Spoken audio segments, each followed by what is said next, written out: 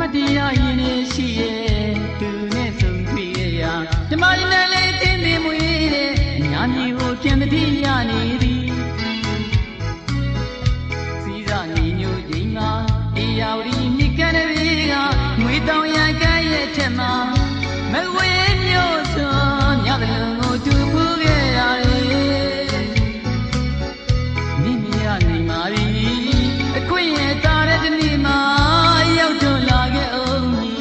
ကျွေညာသူရဲ့ကိုလာရဲ့ကြိုးပါလာလို့ဒီအမတရားရင်နဲ့ရှိရဲ့သူနဲ့ဆုံးတွေ့ရဓမ္မရင်နဲ့လေးတင်းနေမွေးတဲ့ညာမျိုးကိုပြန်တတိရနေသည်သီရညီညွတ်ခြင်းမှာတရားဝတီမြစ်ကမ်းတွေကငွေတောင်ရန်ကဲ့ရဲ့ချက်မှာမကွေ